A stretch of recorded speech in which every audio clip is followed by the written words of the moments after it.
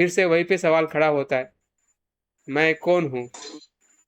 हर इंसान जानना चाहता है कि वो कौन है, और हर इंसान बताना चाहता है कि मैं कौन हूँ। ठीक है। तो ये व्यवहारिक जो हमारा अप्रोच है बात करने का, या हमारी जो पहचान है, ये बहुत ही सामान्य सत्य है। लेकिन उसी को पूर्ण सत्य मानना, ये मूर्खता है, ये भ्रम है। कि जैसा बाहर हम अपने आप को रिप्रेजेंट करते हैं कि ये मेरा ऐसा है वैसा है, नित्य है, या फिर जो अहंकार और ईगो रहता है हमारे खुद की पहचान का, वो भीतर से सत्य नहीं है, खोखला है। बस इतना ही हमें, हमारी जो मिथ्या धारणा है वो कैसे टूट सकती है, और कैसे तोड़ते हुए हमें फिर से, जब हम मैं कहूँगा, हम किसी को पूछते हैं कि तुम कौन हो, और कोई बताता है कि मैं कौन हूँ, तो हमारी वो जागृति रहनी चाहिए कि मुझे उस प्रकार से रिप्रेजेंट नहीं करना है जिसमें ईगो और अहंकार हो। तो यही मतलब जीवन की जो सत्यता जो है वो व्यवहारिकता में अभिव्यक्त होनी चाहिए। तो चलिए देखते हैं, अमरसिंह भाई के अनुभव के स्वरूप में हम समझना चाहेंगे कि हमारा ये जो 8 दिवसीय मैं कौन हूँ, या पंचस्कंद का जो हमने अभ्यास किया है, उसमें उनका क्या अनुभव और अ, कुछ फीडबैक है तो दे सकते। अमरसिंह भाई प्लीज।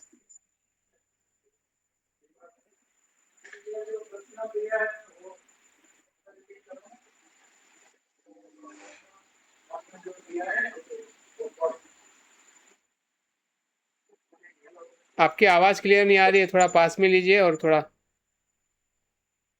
मोबाइल को सही तरीके से इस्तेमाल करें। मेरी आवाज सुनाई, आवाज आती है? हेलो,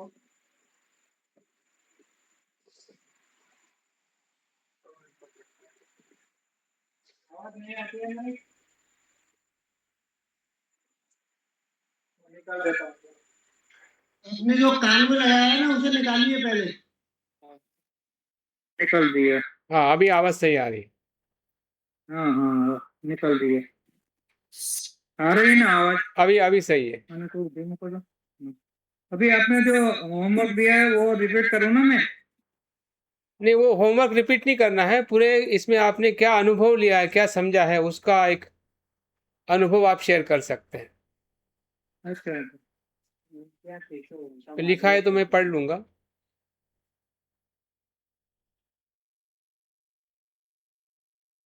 मैं कौन हूँ या पंचस्कंद के बारे में आपने क्या हम्म, अनुभव लिया है, क्या समझ में आया है, या मिथ्या दृष्टि के बारे में क्या आपका अवलोकन है। ठीक है। मैं कम मित्र अमर सिंह डाबी, जूनागढ़ गुजरात से हूँ।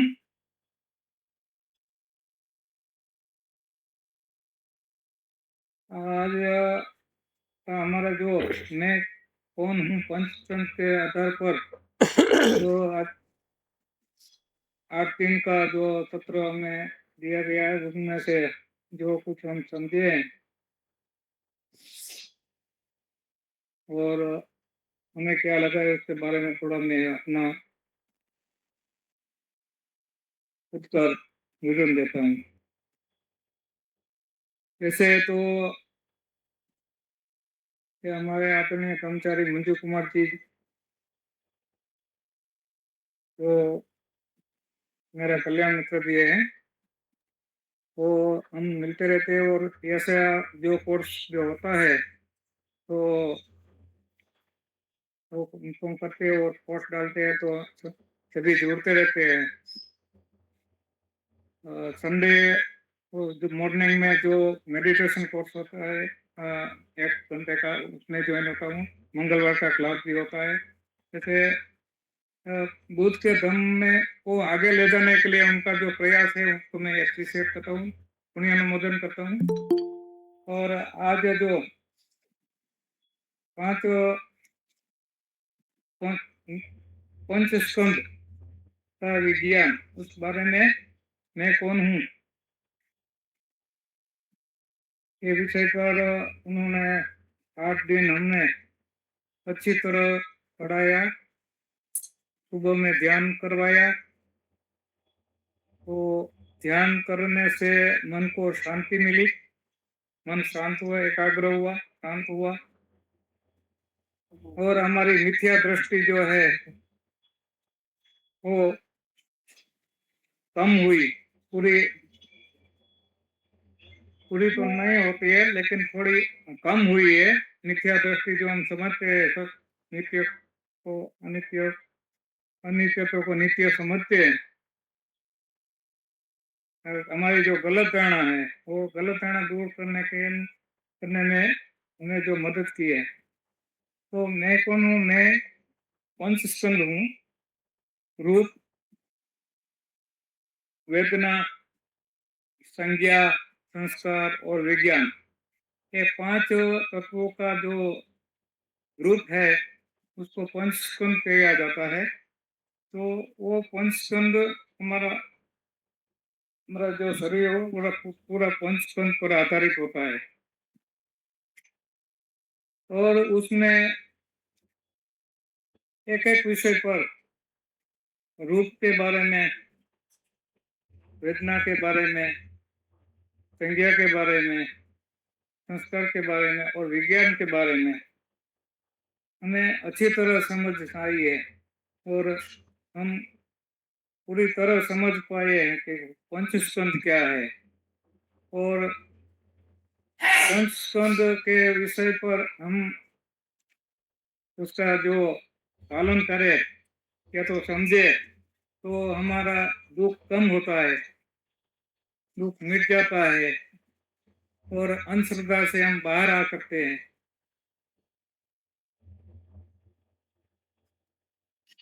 तो पंचस्कंद का ये जो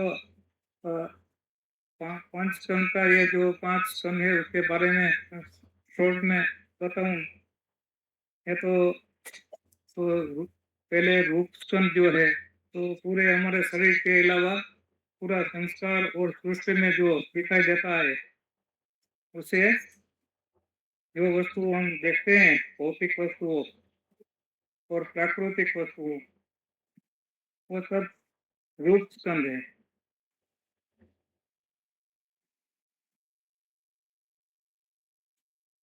हमारी जागृति, हमारे अस्तित्व पंचस्कंद के प्रति दूध की अमरशी ओर ले भाई, जाती है। किसी भी एक स्कंद के बारे में शॉर्ट बता के अपना पूरा कर दीजिए। पूरा, हाँ ठीक पूरा है। मत तो बताइए, किसी एक सभी स्कंद के बारे में पूरा बताइए जितना आपको अनुभव हुआ ओके है। ओके। तो ये उसके बारे में पूरा बताने से हमें सबको टाइम नहीं मिल सकता है। तो ये जो समझे हम पंचस्कंद को, तो हमारा जो ये जो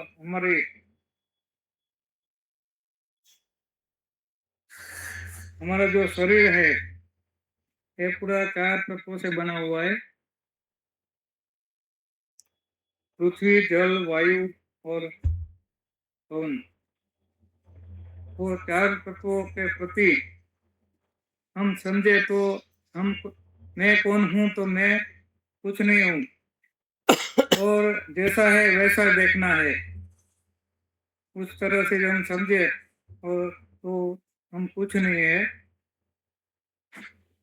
इतना मैं समझा हूँ। धन्यवाद। Thank you. नेक्स्ट।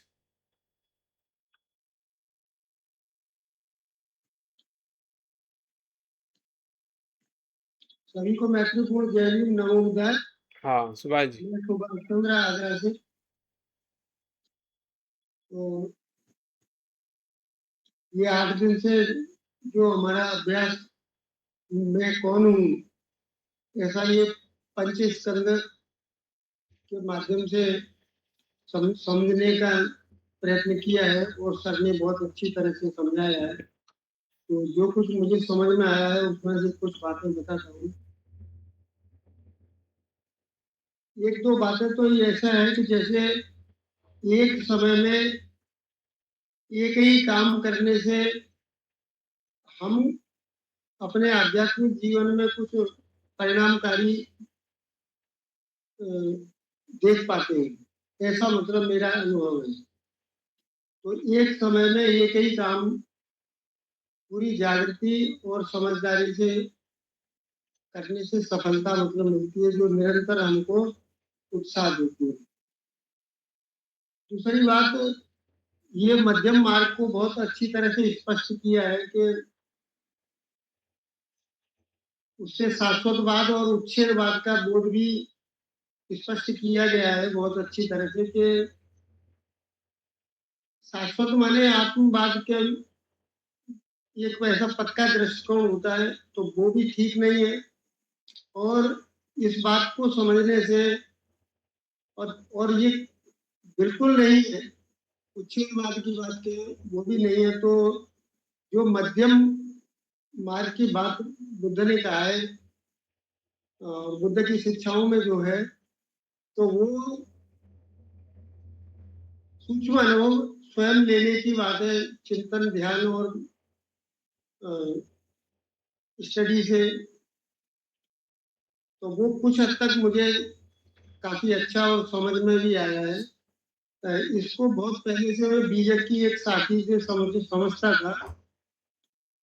वो कहते हैं सदगुरु कबीर साहब के, हाँ कहूँ तो है नहीं और नाई करी न जाए, हाँ नाई के बीच में साहिब रहे समाये। ऐसा उन्होंने कहा कि जो सत्य तत्व है वो बहुत सूक्ष्म और मध्य में ही है। तो वो जागृति से समझ के अभ्यास में लाने की जरूरत है। हर क्षण हर पल स्मृति और जागृति इसमें हमारा ये मदद करता है। तो ये जो ध्यान विपස්සना और चिंतन से मस्तिष्क की प्रक्रिया एक तरह से मस्तिष्क पर सकारात्मक प्रभाव, जिसे न्यूरोप्लास्टिसिटी का शब्द से परिचय कराया सर ने, और इसका काफी इसके संदर्भ में मतलब सभी परिचय स्कंद की बातें उन्होंने प्रकाशित की है, तो वो भी बहुत अच्छी लगी। तो मुझे एक ही बात इसमें समझ में आ रही है कि जो माइंडफुलनेस की जो प्रैक्टिस है, इससे मस्तिष्क का सारा जो सकारात्मक प्रभाव हमारे मन पर शरीर पर आता है, और एक उत्साह और प्रेरणा के साथ हम आध्यात्मिक जीवन में जीने की मुझे चाह पैदा होती है। ऐसा मतलब कुछ संक्षिप्त अनुभव ये किया है मैंने इस दौरान। दूसरा जो मेन सब्जेक्ट हमारा था ना कि मैं कौन हूँ, तो इसमें जो ये 5 स्कंदों का ये समूह है, और ये 5 स्कंद जिस तरह से इनको समझा जाए, या मैंने जो थोड़ा बहुत समझ पाया हूँ, उसका मतलब यही है कि ये हर स्कंद जो है, अगर हम अजागृति और नासमझी से रहते तो ये इसमें मतलब वही है कि अजागृति और नासमझी वाली बात आती है, तो अनित्य अनात्म और अनासक्त भाव से, अनासक्तता का के साथ हम जब इसको नहीं देख पाते या नहीं समझते, उसको अच्छे से विश्लेषण नहीं करते किसी भी स्कंद का, तो वो स्कंद हमारे लिए दुख का विषय बन जाता है। अटैचमेंट होने से, आसक्ति होने से वो दुख का विषय बन जाता है, और वो एक अंतहीन श्रृंखला है। तो उसको समझ लेने से दूसरा उजागर पक्ष आ जाता है, जिसमें हम विमुक्ति की तरफ जा सकते हैं। ऐसा मतलब मुझे कुछ समझ में आया है। गुड गुड गुड, थैंक जीवन यू। असल में मैं कौन करूं का मतलब है कि जीवन एक प्रवाह है, इसमें कुछ भी नित्य नहीं है और कुछ भी ऐसा पक्का नहीं है। तो ऐसा इस अवस्था को रियलाइज करने से और अनुभव करके उसमें स्थापित रहने से, जो संसार का पक्ष भी है कि हम संसार में रहते हुए संसार के साथ किस तरह से अनासक्त भाव से ड्यूटीफुल होके मैत्री और करुणा के साथ शीलों का आचरण करते हुए व्यवहार, उचित व्यवहार करके उनको भी सुख समृद्धि की तरफ ले जाने में मदद कर सकते हैं। और दूसरा बाजू जो है अनासक्त रहने से अपना जो समझदारी से इस जीवन के अंत को एक अच्छा अंजाम दे सकते और प्रगतिमान अवस्था को हम अपनी चेतना को और आगे ले जा सकते हैं। Very good, very good, thank you very much Subhash ji. आपने विषय को, धन्यवाद। हाँ, विषय को बहुत ही अच्छी तरह से आपने समझा और बताने का प्रयास किया है। तो निश्चित ही इसी प्रकार से हमने अभ्यास को डिज़ाइन किया था कि हमें हमारी मिथ्या धारणा भी पता चले कि हमारी गलती कहाँ पे है, और गलती को समझना और उसके विपरीत दिशा में चलना ही सम्यक दृष्टि है। जैसे कि हम किसी कांटे को देखते हैं कि ये कांटा है, ये चुभने वाला है, खून निकालने वाला है, दर्द देने वाला है, तो फिर हम कांटे को हाथ में पकड़ते हैं क्या? छोड़ देते हैं ना। तो उसको छोड़ देंगे तो फिर हमें आज़ादी मिल जाएगी। हाँ? अगर कांटे को नहीं देखोगे तो बार बार वो कांटा चुभेगा, बार बार खून निकालेगा, और हम बार बार दर्द में और दुख में ही रहेंगे, सुख में नहीं। क्योंकि पंचस्कंद का धर्म है दर्द देना, दुख देना। भले ऊपर से वो सुखदायी दिखता है, लगता है, लेकिन उसका सुख जो है एक पल के लिए। एक पल मतलब वो पल में भी स्थिर नहीं है। ऐसा भी नहीं कि एक पल मतलब एक दिन, एक साल, वो इस प्रकार का भी पल नहीं है। एटम और पार्टिकल जितने स्पीड में बढ़ते हैं, चेंज होते हैं, उससे 16 गुना हमारा चित्त बदलता है। इतना फास्ट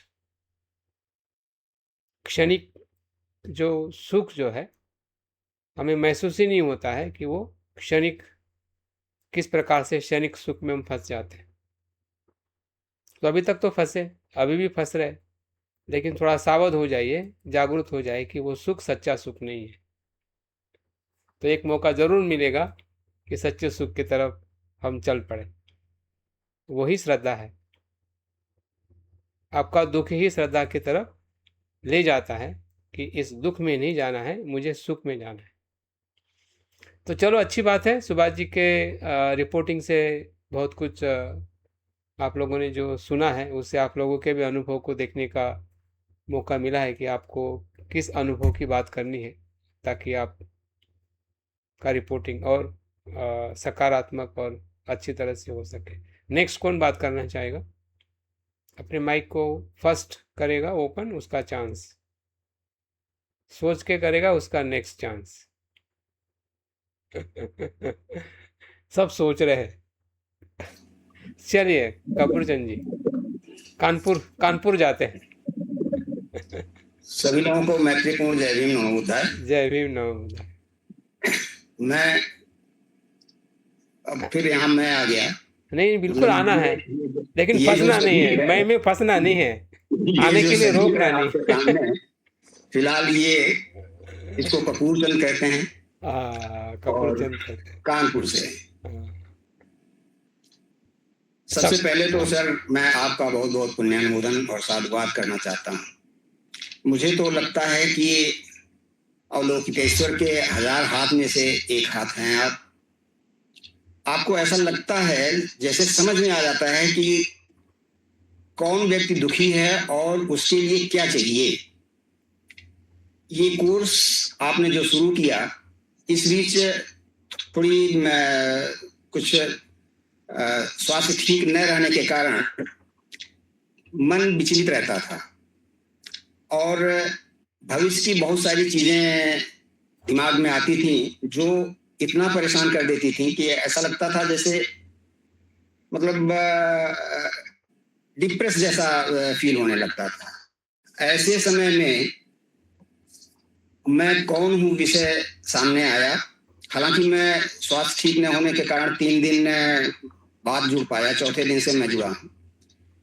लेकिन आपने कोर्स मटेरियल सब सप्लाई कर दिया था, उसको मैंने पढ़ा और मुझे समझ में आ गया कि मैं तो कुछ भी नहीं, मैं सिर्फ पंचस्कंधों का एक समुच्चय हूं। पंचस्कंध में भी आपने रूप, 4 धातुओं को लेकर के और उसके भी सूक्ष्मतम इकाई अष्टकला तक को बताया। समझ में आया यहाँ तो कुछ भी नहीं है, मैं तो कुछ भी नहीं हूं। इंद्रियों के माध्यम से जब रूप संपर्क में आता है तो वेदना उत्पन्न होती है। इंद्रियों का आपने 6 इंद्रियां, उसके विषय और विज्ञान के माध्यम से आपने आयतन और 18 धातु बताया। जो मन में विचार आते थे वो आपके संस्कार के बारे में तो इतना आपने गहन विश्लेषण किया, उससे समझ में आया कि ये तो हमारे संस्कार हैं जो हमें परेशान किए जा रहे थे। और चौथे दिन से जब से मैंने क्लास अटेंड किया, उसके बाद अगले दिन ध्यान किया, फिर मैं एक सामान्य व्यक्ति हो गया। फिर मुझे पहले जैसा ही हल्कापन महसूस होने लगा, जो मैं बहुत ज्यादा भविष्य की कल्पना नहीं करता था पहले, लेकिन इधर करने लगा था, वो खत्म हो गया। और स्टडी में भी अब मन लगने लगा। तो इस तरह से मेरे लिए तो आप अवलोकितेश्वर के 1000 हाथ में से 1001 हाथ हैं जिन्होंने मुझे संभाल लिया। इसके लिए बहुत बहुत पुण्य अनुमोदन और साधुवाद। ये विषय हमारे लिए बहुत ही फायदेमंद रहा और इसको हमें लगता है कि बार बार पढ़ने की जरूरत है, ताकि ये रिमाइंड होता रहे कि वास्तव में मैं कौन। बिल्कुल। जब मुझे एहसास हो जाएगा कि मैं कुछ भी नहीं हूं, मैं पंचस्कंधों का ही एक समूह हूं, फिर हम मुझसे मतलब फिर कोई गलती होने की मतलब मिथ्या दृष्टि में जाने की कोई संभावना ही नहीं है। इसके लिए बहुत बहुत पुण्यानुमोदन और साधुवाद सर। Thank you. यही मैं अपनी बात को खत्म करता हूँ। थैंक यू कपूर चंद जी, बिल्कुल सही है कि हमें बार बार इसका आचरण, अनुभव, अभ्यास करने की ज़रूरत है। तो मैं सुबह सोच रहा था कि इसका अभ्यास कैसे किया जाए, तो मुझे ऐसा लगा, शायद आप लोगों को भी लग सकता है, ऐसा कोई आचरण नहीं कि जहाँ पे पंचस्कंद नहीं है। अगर आप शील का आचरण करो तब भी वहाँ पे संस्कार, जो आपका भीतर में जो री आता है, लज्जा आती है, वही आपका शिलाचरण है। लज्जा नहीं तो शिलाचरण कैसे होगा? आप में धम्म छंद अगर संस्कार नहीं होगा तो ध्यान कैसे होगा? आप में अगर स्मृति नहीं है तो आपकी जागृति कैसे बढ़ेगी? तो आप ध्यान का आचरण करें या शील का आचरण करें, दान का आचरण करें, मैत्री का आचरण करें, हर आचरण के पीछे, जिसको हम कहते हैं कि काया वाचा मन जो कर्म करता है, उसके पीछे चेतना है, और चेतना संस्कार का मुख्य आधार है। तो हमारा आचरण या हमारा जीवन ये पंचस्कंद के अभ्यास के सिवा कुछ भी नहीं है, उससे अलग कुछ आचरण नहीं है। फिर वो खाने से लेके, पीने से लेके, सोने से लेके, या फिर आध्यात्मिक हो, सामाजिक हो, आर्थिक हो, सभी जीवन के साथ हमारा पंचस्कंद जुड़ा हुआ है। मतलब हमें ये समझने की जरूरत है कि बौद्ध धर्म का पूरा विषय पंचस्कंद है। उसी में 4 आर्य सत्य आपको समझ में आएंगे, उसी में विपස්සना समझ में आएंगे, उसी में आपको श्रोतापन्न दिखेगा, बोधिसत्व दिखेगा, सब कुछ दिखेगा, वो उसी इसमें पंचस्कंद के अवलोकन में। और शायद अवलोकितेश्वर का जो हम सिंबॉलिक ओरिजिन देखते हैं, इसी पंचस्कंदों को जब उन्होंने अनित्य देखा, दुख देखा, तो उनके पंचस्कंद जो है टूट पड़े, 10 दिशा में फैल गए। तो टूटने का मतलब क्या है कि दुख की उनको अनुभूति हुई कि पंचस्कंद दुख के सिवा कुछ भी नहीं है,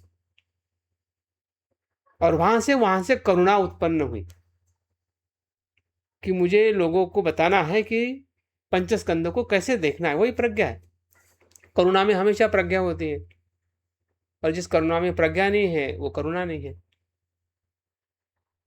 तो प्रज्ञा तो यही है। तो कहाँ आचरण नहीं है? हर जगह पे आचरण है। कपूरचंद जी आप लगे रहिए, हम सभी लगे रहते हैं, लगे हैं अभी तक, और भी थोड़ा हमारे पंचस्कंद को देखने का हमें हर समय मौका है। ऐसा कोई समय नहीं है जहाँ पे आप पंचस्कंद को या मैं के अलावा कुछ आप काम करते हैं।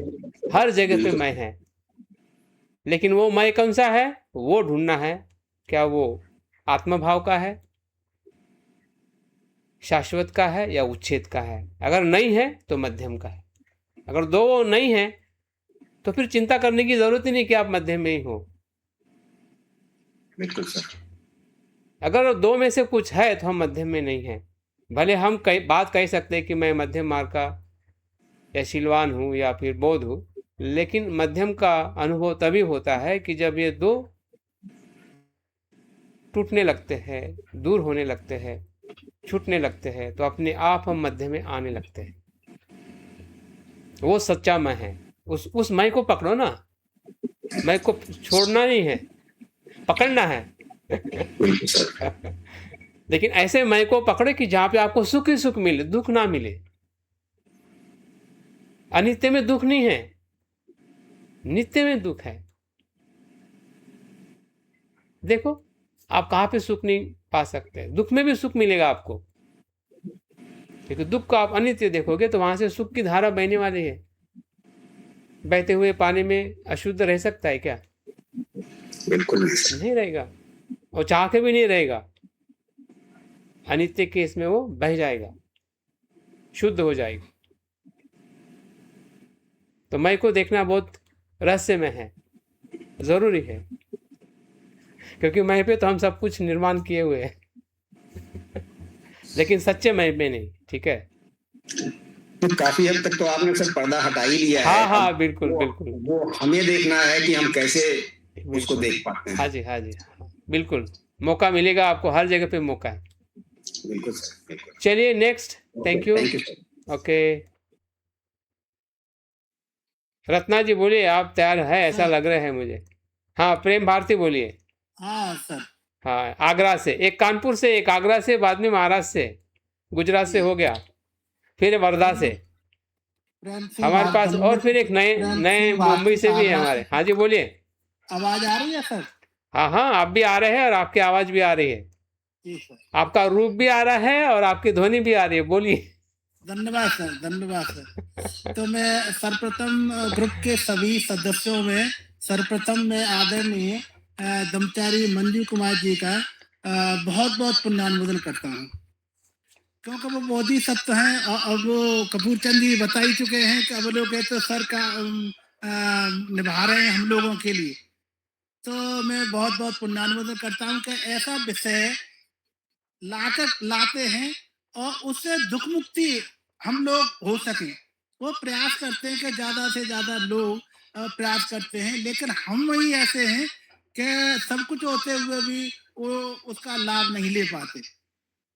मैं भी इसे ज्यादा समय नहीं अटेंड तो किया, लेकिन गहराई से नहीं कर पाया, और वो बहुत गहराई का विषय है।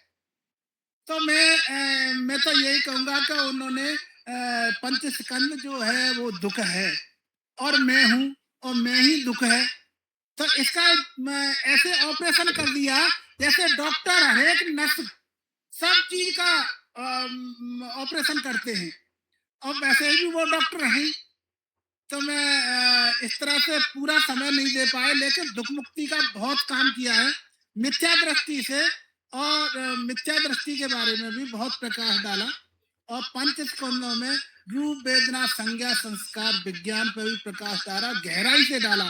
मैं संज्ञा तक तो बहुत अच्छा लगा, फिर उसके बाद में 2 दिन उसमें संसार में रहा, तो उससे मैं गहराई से नहीं देख पाया।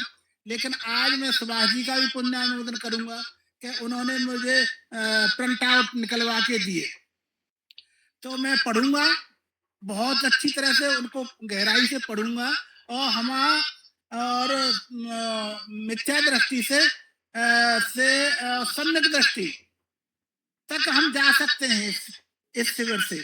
अगर पूरी तरह से अध्ययन किया तो मुझे विश्वास है कि ज्यादातर हम उससे निकल सकते हैं दुख मुक्ति से, क्योंकि हम जब भी अनित्य का अनात्म का को हम लेंगे तो आसक्ति से निकलेंगे ही।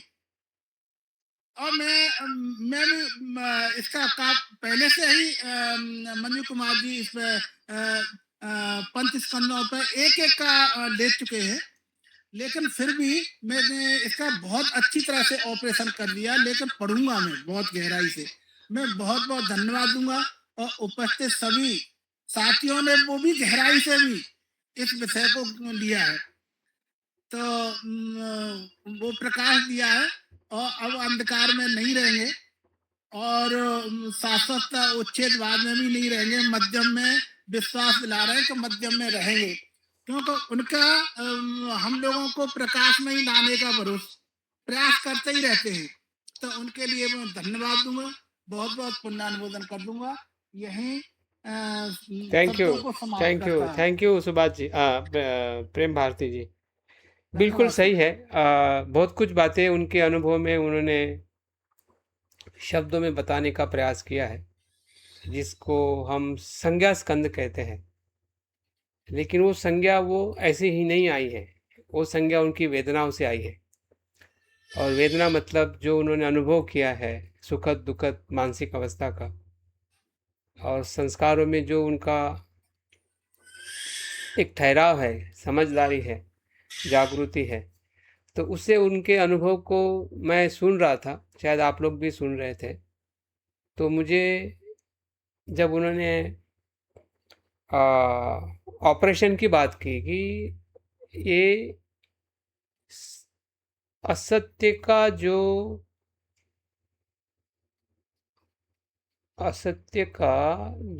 धारणा जो है, आत्मावादी धारणा जो है, वो हर दुख के साथ में जुड़ी हुई है।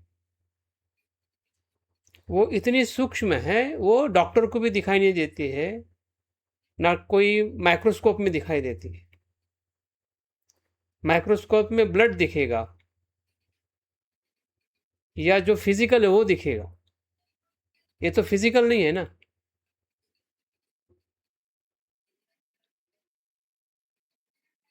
तो फिजिकल नहीं होते हुए भी देखने की क्षमता जो हमारी दृष्टि में है, मन के दृष्टि में,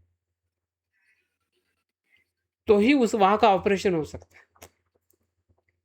जैसे कि ऑपरेशन करने में एक सूक्ष्म शस्त्रों की और यंत्रों की जरूरत होती है, तब जाके वो उस जगह को बड़े आकार में सूक्ष्म को जैसा और उसके बहुत सारी चीजों को स्पष्ट देखती है, तब जाके वहां पे ऑपरेशन होता है। तो जागृति ये हमें और गहराई में ले जाती है और स्पष्टता में ले जाती है, और तब समझ में आता है कि सही में मिथ्या दृष्टि क्या है। और यहाँ पे एक चमत्कार होता है। ऑपरेशन में कोई चीज निकाली जाती है और उसमें से बहुत खून भी निकलता है और मरने की भी संभावना होती है। इसमें ऐसा नहीं है। अगर आपसे गलती भी हो जाए ना, फिर भी आप वापस आ सकते हैं। अगर द्वेष को निकालना है, फिर भी द्वेष रह गया, फिर भी आप जिंदे रह सकते हैं। फिजिकल ऑपरेशन में ऐसा नहीं होगा। कुछ रह गया मतलब गया, काम से चला गया, दूसरा मौका नहीं है उसमें। मन के ऑपरेशन में बार बार मौका है, लेकिन कितना मौका लेंगे आखिरी के मरने के क्षण तक, तो फिर वहां पे समय नहीं होगा ना। हाँ? वहां पे बहुत कम समय है मृत्यु के समय, जब हमारा पूरा शरीर जरा वेदी में ग्रस्त हो जाता है, तो उस समय बहुत कम समय है। इसलिए अभी समय है, जितना हो सके बार बार उस क्लेश ही तो है एक प्रकार से। क्लेश का मतलब ये है कि वो ऐसा धर्म है कि जो हमेशा पीड़ा देता है। जैसे कि बॉडी में कोई टॉक्सिन्स होता है, जिससे आपका ब्लड कोलेस्ट्रॉल बढ़ जाता है, किडनी स्टोन बढ़ जाता है, यूरिक एसिड बढ़ जाता है, तो सब टॉक्सिन्स के वजह से बढ़ता है। तो टॉक्सिन जब तक निकलेगा नहीं या उसको नष्ट नहीं किया जाएगा, तब तक वो बीमारी हमेशा अलग अलग जगह पे फैलती जाएगी। वैसे मिथ्या दृष्टि का जो क्लेश जो है ना, जितना मन को दुखी करता है, उससे कहीं गुना शरीर को भी दुखी करता है। जितनी भी बीमारियां जो है हमारे शरीर में, ये मन के क्लेशों के वजह से ही आती है और फिर वो शारीरिक हो जाती है, फिर वहां से डॉक्टर की और दवाई की जरूरत पड़ती है।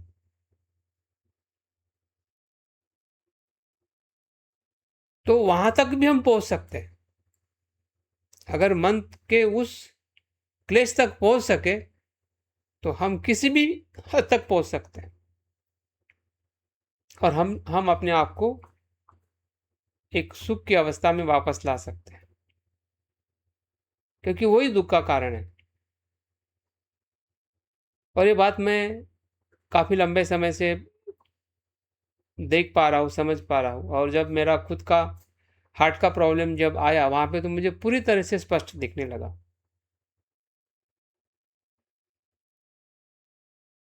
और रिवर्स होने का भी मुझे विश्वास हुआ कि अगर मुझे रिवर्स होना है और लॉन्ग लाइफ जीना है तो मुझे क्या करना है।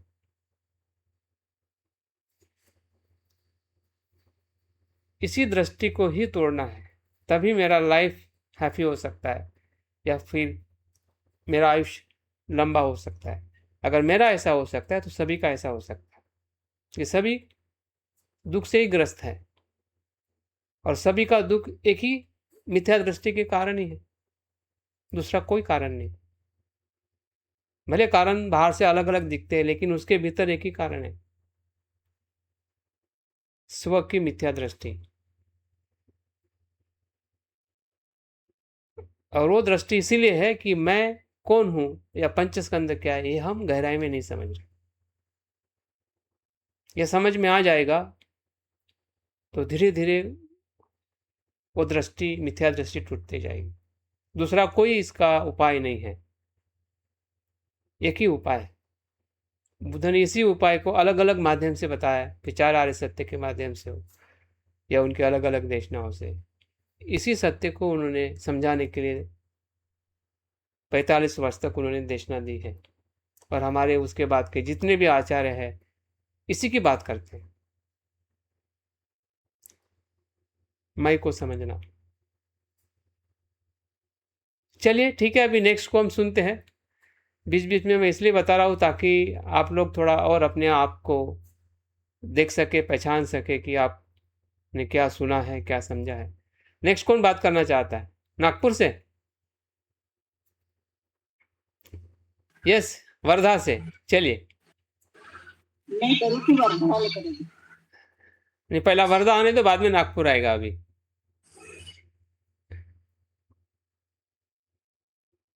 प्रज्ञा जी, आप बात करना चाहेंगे अभी? हाँ प्लीज, आपका माइक को आप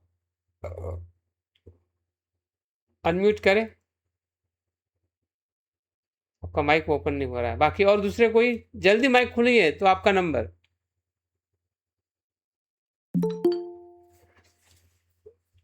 और मैं नाम भी ले रहा हूँ तो अपना माइक खोल सकते हैं।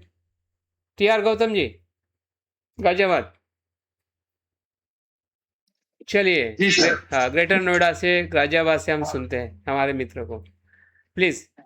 सभी को मेरा नेतृत्व नवोदय जय हिंद। सर्वप्रथम मैं अपने ध्यान के आचार्य हमारे प्रोफेसर सदैव डॉक्टर मनीष मिश्राम जी का धन्यवाद कहना चाहूँगा, साधुवाद कहना चाहूँगा। उन्होंने इतने अच्छे गहन विषय पर हमारा मार्गदर्शन किया। क्योंकि मैं तो उनका स्टूडेंट हूँ, इसलिए भी मैं तो अभी सीखने की प्रक्रिया में हूँ, सीख रहा हूँ। इससे पहले इतना गहन, हालांकि मैंने कुछ विपश्यना के शिविर जरूर किए, लेकिन इतनी गहराई से नहीं किए। और जो थे काया विपश्यना तक ही सीमित रहे, आनापान और काया विपश्यना तक। लेकिन ये जो पूरी तरह से एक एक चीज का विच्छेदन करके मैं कौन हूँ, पंचस्कंद के बारे में जो मैंने पहली बार समझने की कोशिश की है और बुद्धि के स्तर पर काफी कुछ समझा भी है। पंचस्कंद क्या है ना, संज्ञा क्या है, रूप क्या है, वेदना क्या है, ये सभी चीजों को समझने का प्रयास किया है।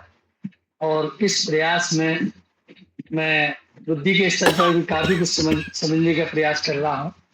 पर अभी अनुभव के आधार पर विपश्यना के क्षेत्र में इसको उतारने का पूरा प्रयास करूंगा। अभी उतना नहीं उतार पा रहा हूँ जितना उतारना चाहिए था, लेकिन फिर भी मैं प्रयासरत हूँ और मैं उम्मीद करता हूँ कि मैं अवश्य इस क्षेत्र में और आगे बढ़ूंगा। और जो अभी तक इतना जरूर मैं समझ पाया कि जो जिन चीजों को हम नित्य समझते थे, वो नित्य कुछ है ही नहीं, सब कुछ अनित्य है। सब कुछ अनित्य है, संसार में कुछ भी परमानेंट नहीं है, सब परिवर्तनशील है, परिवर्तन होता रहता है, क्षण प्रतिदिन परिवर्तन होता है।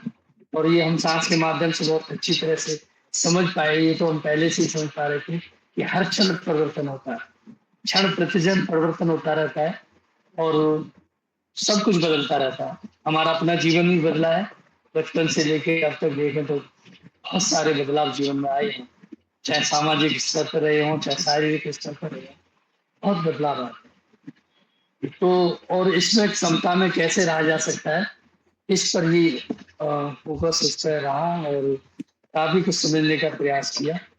मैं कबीर का एक दुआ मैं अक्सर इस पर मुझे याद आ जाता है कभी कभी कि कबरा खड़ा बाजार में मांगे सबकी खैर, ना काई से दोस्ती और ना काई से बैर।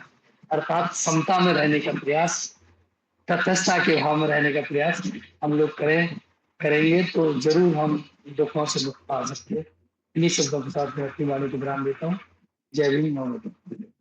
बिल्कुल, thank you very much TR. Gautam ji. वो हमारे एमए बुद्धिस्ट स्टडी के स्टूडेंट हैं और इनके जैसे और भी 4-5 स्टूडेंट हैं कि जो इस उम्र में पढ़ने का हौसला रखते हैं और एकेडमिक पढ़ाई एकेडमिक वाले के लिए एकेडमिक है, लेकिन बुद्धिस्ट लोगों के लिए एकेडमिक नहीं है। इतना ध्यान रखिए, ठीक है। जो एकेडमिक उद्देश्य से जो पढ़ता है उसके लिए एकेडमिक डिग्री है, लेकिन बौद्ध लोगों के लिए जो बौद्ध आचरण कर रहे हैं उसके लिए प्रज्ञा की प्रक्रिया है, सम्यक दृष्टि की तरफ ले जाने वाला अभ्यास है। जब हम बौद्ध धर्म एकेडमिक में पढ़ते हैं, बहुत सारी हमारी मिथ्या धारणाएं टूटने लगती है, इतिहास के प्रति हो, साहित्य के प्रति हो, भाषा के प्रति हो। हम बहुत फंसे हुए हैं क्योंकि हमको पता ही नहीं कि हमारा इतिहास पूरी तरह से सुना ही नहीं है, समझा ही नहीं है। लेकिन जब हम अध्ययन करते हैं तो हमें उसका लाभ मिलता है और बहुत सारी हमारी मिथ्या दृष्टि है, इतिहास, साहित्य, दर्शन, परंपराएं, भाषाएं उनके प्रति टूटने लगती है। तो उनके बातों में बात पता चली है कि तटस्थ साक्षी भाव में रहना ही धम्म का मार्ग है और साक्षी भाव ही मध्यम मार्ग है। मध्यम मार्ग में आने से ही आप साक्षी में रह सकते हैं। अगर मध्यम नहीं है तो हम साक्षी में प्रवेश नहीं कर सकते। तो एकंदरित जब हम किसी महापुरुषों के जीवन के बारे में संवाद सुनते हैं, विशेषतः अगर मिलिंद प्रश्न की बात करते हैं तो नागसेन बताते कि नागसेन कौन है। तो ऐसा ही मैं कौन हूँ। तो नागसेन ने जिस प्रकार से अपने बारे में बताया और रथ का उदाहरण देकर राजा को समझाया, तो हमने भी अपने आप को समझाना है। हम ही राजा है, हम ही नागसेन है। इसमें नागसेन कोई बाहर नहीं है और राजा भी कोई बाहर नहीं है। नागसेन सम्यक दृष्टि है और मिलिंद मिथ्या दृष्टि है।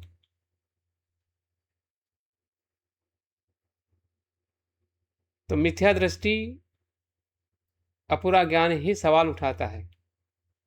अगर सवाल नहीं उठाएगा तो सम्यक ज्ञान की तरफ वो बढ़ नहीं पाएगा। अगर नागसेन को अगर मिलिंद ने प्रश्न नहीं किया होता तो मिलिंद कभी भी अपने उस संभ्रम से बाहर नहीं आता कि सही में नागसेन कौन है या किसे नागसेन कहते हैं। तो हमारा भी अभ्यास ऐसे ही है, ऐसे ही देखिए, ऐसे ही समझिए।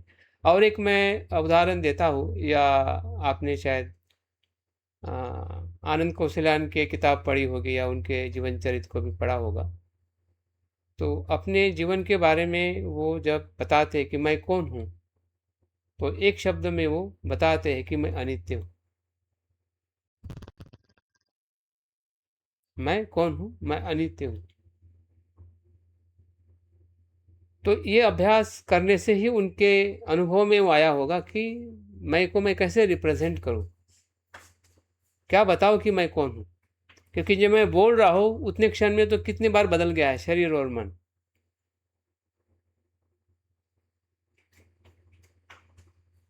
तो आप ये नहीं कह सकते कि मैं यही हूं जो मैंने बोला है, जो मैंने किया है। वो तो करने बोलने के क्षण में तो कितना कुछ बदल गया। तो वो हम हैं या मैं हूं, जिसमें दुख समाप्त होता है और सुख की धारा बहने लगती है। एक गलती से हम इतने दुखी है कि उस दुख को हम समझ ही नहीं पा रहे कि हम दुखी हैं। बोलते हैं ना कि जब कर्जे में डूब जाता है इंसान तो समझ में नहीं आता कि कर्जा क्या है, कैसे बाहर निकला जाए। वैसे हम दुख में इतने फंस चुके हैं, वो एक ही इसी के कारण। ये पूरा जाल जो है इसी ने ही निर्माण किया है। जैसे कि मकड़ी अपना जाल धीरे धीरे निर्माण करके उसी में फंस जाती है और निकल नहीं पाती है, जबकि उसने खुद रचा है। यही मय का जाल है। इसी को मार कहते हैं, इसी को क्लेश कहते हैं। तो चलो ठीक है, कुछ न कुछ हम समझ रहे हैं, इसलिए इसका आनंद है। आप लोगों की रिपोर्टिंग से पता चल रहा है कि आपने इस 8 दिवस में बहुत कुछ सुना है और थोड़ा कुछ समझ में आया है। बहुत कुछ खाया है लेकिन थोड़ी ऊर्जा निर्माण हुई है कि हमें मैं को कैसे देखना है। नेक्स्ट में कौन बात करेगा? सर मैं बात करूं? हाँ प्लीज। हाँ। नमो बुद्धाय, जय भीम। सर मेरी आवाज आ रही? आ रही आपका नाम बता के आप शुरू करें। हाँ, मेरा नाम संघमित्रा गोडबोले है, मैं मुंबई से बात कर रही हूँ और मैं सर की काफी पुरानी स्टूडेंट हूँ। काफी सर के काफी मैंने ऑनलाइन करे हैं मैक्सिमम। तो इसका क्योंकि 6 में प्रैक्टिस भी किया था, तो रूप समझने में काफी मदद हुई। और ये जो स्टडी थी मैं कौन हूँ, बहुत ही इम्पोर्टेंट स्टडी थी सर। एकेडमिक तो थी, तो एकेडमिक तो मुझे फ़ायदा होने वाला है, पर रोज़मर्रा की ज़िंदगी में मुझे बहुत अच्छे से वो नाम सुन के, टॉपिक सुन के मुझे फ़ायदा हुआ। इसमें मैं 1-2 चीज़ जो मैंने पकड़ी, वो बताती हूँ मैं। दुःख मुझे समझा, दुःख यानी इतने साल से मैं 98 से हूँ और इतने सब शिविर करती हूँ, सब धर्मचर्या के करती हूँ। पर एक बात हमेशा है कि अपन जितना भी स्टडी करें, जितना भी शिविर करें, हर इसमें से अपन कुछ ना कुछ लेते हैं। ये मेरा खुद का अनुभव है। हर बार अपने को एक शिविर तुम 2 बार करो, 3 बार करो, 4 बार करो, पर हर एक बार कुछ ना कुछ अपने को वहाँ से नया कुछ तो भी मिलता है। ये तो है पक्का। और ये जो अभिधम्मा है, अभिधम्मा इन डेली लाइफ बहुत ही हार्ड है। बहुत यानी अभिधम्मा बोले तो बहुत पंचस्कंद वो पार्ट ही बहुत हार्ड है, इसलिए बुद्ध ने भी अपने को कहाँ सीखा है, वो तो देवता लोक में जाके बताया ना। और उसमें आपने जो पंचस्कंद लिया ना, यानी वो ध्यान से रिलेटेड, उसमें मुझे तो अभी सब समझता अपने को कि ये सुख है, ये अनित्य है। ये रोज बोलने के लिए तो है कि मेरे को भी समझता ना, मेरे भी बाल सफेद हो रहे हैं, ये समझता, पर हम नि अनित्य को जो नित्य, ये जो समझने की हमारी धारणा है ना, क्योंकि हमको समझता है, पर हम जब व्यवहार करते वैसे नहीं चलते ना, विपर्यास में जीते ना, जो 4-5 विपर्यास है, जैसे सुख को हम दुःख को सुख मानते हैं, या सुंदर को जो बात कुरूप है उसको सुंदर मानते हैं, यानी हमारा व्यवहार वैसा रहता है, वो समझने तक, बातचीत करने तक है। पर अगर हम हमारे कर्म की या हमारे व्यवहार की जब बात करते हैं, तो यानी कैसे हम गलती करते हैं वो समझने में, यानी अगर इसकी स्टडी करें, यानी पूरा पंचस्कंद, कारण क्योंकि बुद्ध बी बोलते ना की पंचस्कंदासारखे दुःख नाही. जेव्हा बुद्धाने त्याच्या धम्मात म्हणतात की पंचस्कंदासारखे दुःख नाही. यानी पंचस्कंद ही मेन दुःख है. तो उसका आपने एक तो बहुत अच्छा किया कि आप बहुत अच्छे नोट्स देते हैं। यानी हमारे पास में ना वो मटेरियल रहता है, हम कभी भी उसको निकाल के पढ़ सकते हैं। तो उसके लिए तो आपका बहुत-बहुत पुण्यानुमोदन, बहुत-बहुत धन्यवाद। वो एक है, और वो अच्छे से हम लोग पढ़ेंगे क्योंकि ये डेली लाइफ के लिए बहुत अच्छा है, और ये पढ़ने से और वो समझने से ना मेडिटेशन में उसका बहुत फ़ायदा होने वाला है, मेन यानी मुझे तो भी। क्योंकि बार-बार क्योंकि हम व्यवहार में रहते हैं ना, परिवार में रहते हैं और संसार में रहते हैं ना, तो बहुत सारी चीज़, हमारा माइंड कितना चंचल और कितना ये है ना, वो पंचस्कंद अगर बहुत गहराई से चित्त, चेतसिक, रूप और निपान, बस ये 4 संस्कारित और असंस्कारित अगर समझ जाए ना, तो थोड़ा-सा तो भी हम ध्यान में थोड़ा उठ सकते हैं।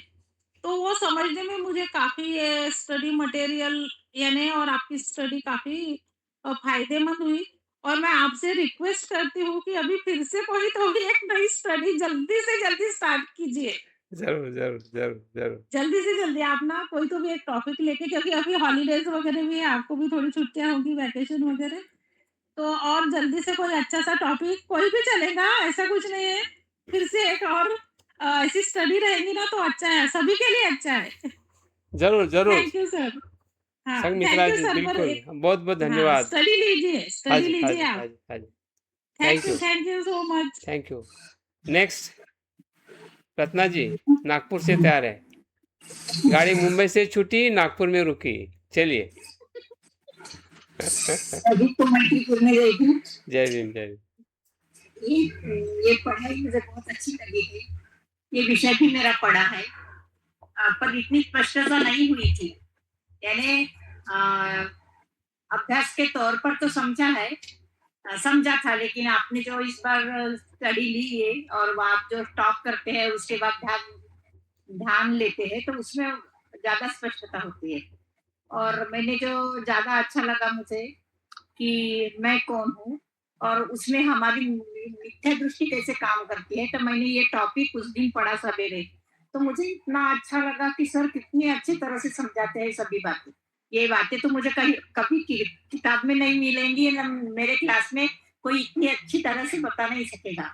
तो मैं आपका बहुत बहुत पुण्यानुमोदन करती हूँ। उस दिन मेरे मन में बहुत आपके लिए अच्छी भावनाएं आई थी, सवेरे बढ़ते बढ़ते बहुत अच्छा लगा कि सर आप अफलातून हो पढ़ाने के बारे में, और आपकी जो पर्सनैलिटी है वो सबके लिए यानी उत्साहवर्धक है और आगे प्रेरणा देने वाली है।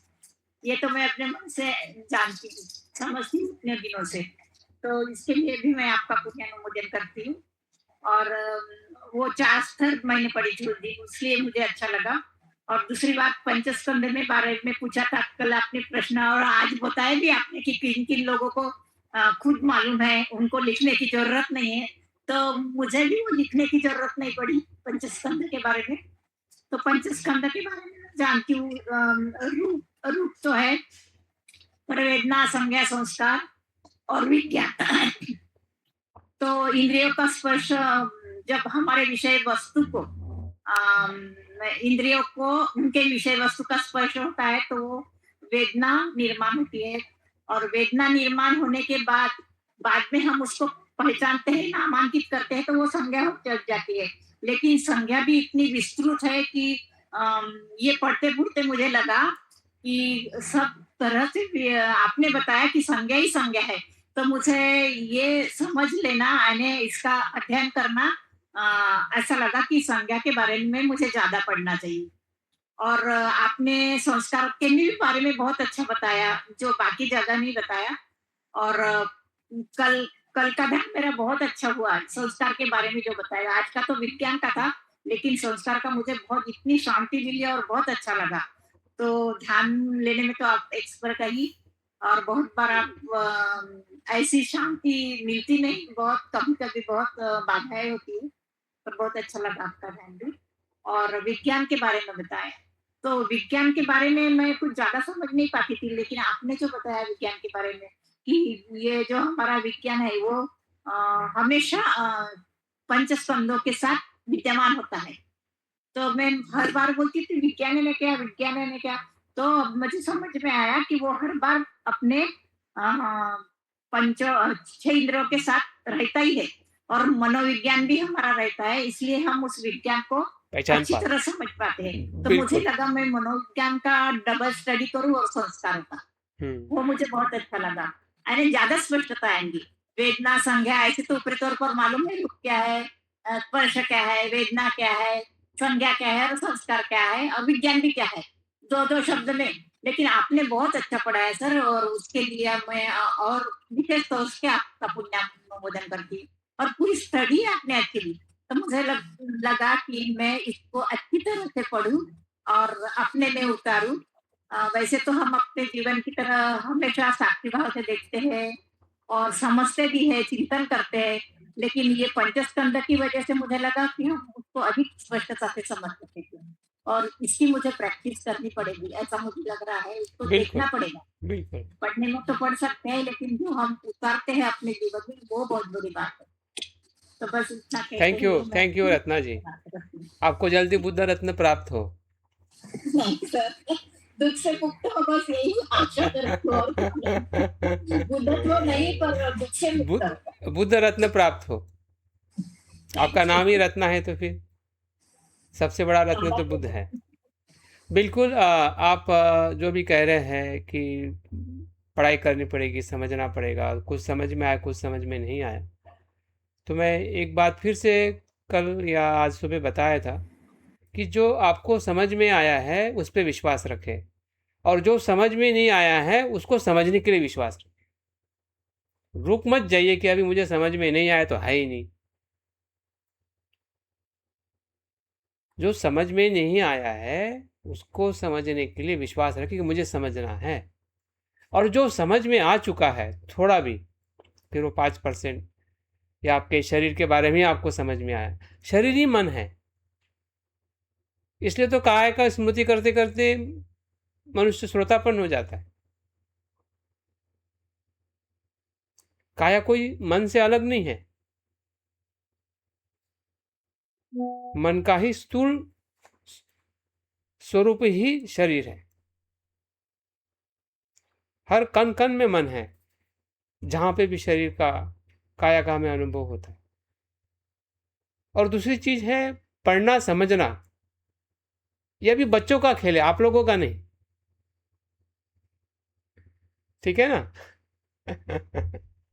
पढ़ना चाहिए, पढ़ने के लिए कोई मतलब रोक नहीं है, लेकिन ऐसा मत सोचे कि पढ़ने से आप समझोगे। डायरेक्ट समझ सकते हैं, क्योंकि आपका पंचस्कंद ही अपने आप में किताब है। मेरे कहने का ये मतलब था कि आप जो बातें बताते हैं, अगर वो हम अच्छे से समझ में नहीं ले तो हम आचरण में कैसे लाएंगे? कोई भी बात हम अगर बौद्धिक स्तर पर समझे तो हम आचरण में लाएंगे ना। हमारे अंदर बिल्कुल है ही नहीं वो बात, बिल्कुल तो बिल्कुल बिल्कुल हमारे सही, अंदर है ही नहीं वो बात, तो फिर हम आचरण में कैसे लाएंगे? बिल्कुल हम सही है, समझेंगे क्योंकि तभी आपका तो आचरण में आपका लाएंगे। पंचस्कंद आचरण कर रहा है रत्ना जी, उसी को समझना है। आप आंखों से देख नहीं रहे कि उसके लिए कौन सी किताब चाहिए, बताइए। नहीं, वो बराबर है। आप जो कहते हैं ना वो मुझे समझा, आप जो कहना चाहते हैं, और ये बात सही भी है। मैं आपको पहले बता रही थी कि मैं जो समझी हूँ शायद मैं बराबर बोल ना पाऊँ। नहीं नहीं नहीं, बिल्कुल पहले आपने सही बोला। मैं आप पे कमेंट्स नहीं कर रहा हूँ कि आपने क्या बोला और क्या नहीं बोला, लेकिन मैं सभी के लिए कह रहा हूँ कि आप पढ़िए ज़रूर। मैंने क्या कहा, शब्द जो है ना बहुत चालाक है।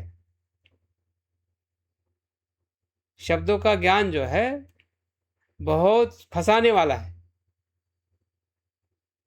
इसलिए शब्दों को ज़रूर पढ़िए, लेकिन सबसे ज़्यादा फोकस है पढ़ने की। अपने पंचस्कंदों को पढ़ने की कोशिश करिए कि आपको पंचस्कंद में से क्या क्या चीज़ समझ में आ रही है और क्या क्या चीज़ समझ में नहीं आ रही है। उसका अध्ययन करें, उसका अवलोकन करें कि मैं काया को कितना समझ रहा हूँ, किस प्रकार से देख रहा हूँ, पृथ्वी मेरे भीतर कहाँ पे है, किस प्रकार से अंदर आती है। इसमें क्या किताब कितना याद रखोगे, और क्यों याद रखोगे भाई? तुम्हारा कार्य वो है, उस कार्य को थोड़ी याद, सांस लेने को याद रखना पड़ता है, डाइजेशन करने के लिए कुछ याद रखना पड़ता है, ब्लड सर्कुलेशन के लिए कुछ याद रखना पड़ता है। तो जो याद ही नहीं रखना है उसको याद क्यों रखे?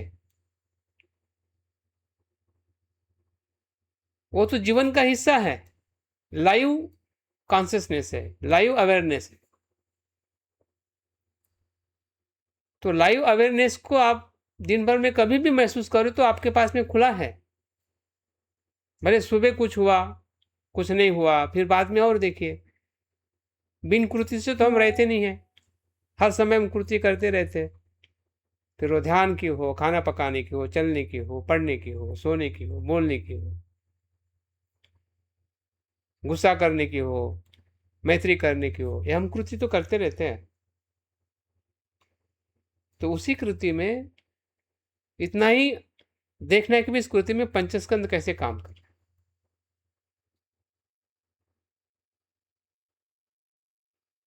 तो सब कुछ किताब का ज्ञान वहां पे प्रकट होने लगेगा। हम परीक्षा में पास होने लगेंगे। हाँ? परीक्षा में पास तभी होंगे कि जो जीवन समझ में आएगा। यही हमारी परीक्षा है। हमारा पंचस्कंद ही लेबोरेटरी है। हम ही खुद डॉक्टर है और हम ही खुद पेशेंट है। हमारा डॉक्टर भी हम खुद है, पेशेंट भी हम खुद है। हम और पेशेंट को नहीं ढूंढना है। हाँ?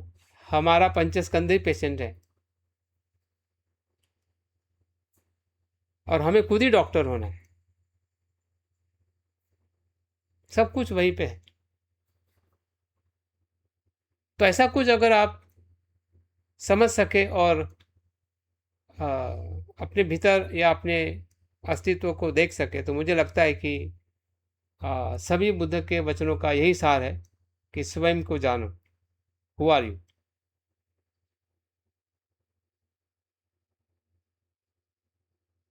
वही जानने की हमें कोशिश करनी है और आप लोग कर चुके हैं अभी तक। अभी और थोड़ा अधिक प्रयास करिए, अधिक ज़्यादा देखने का प्रयास करें।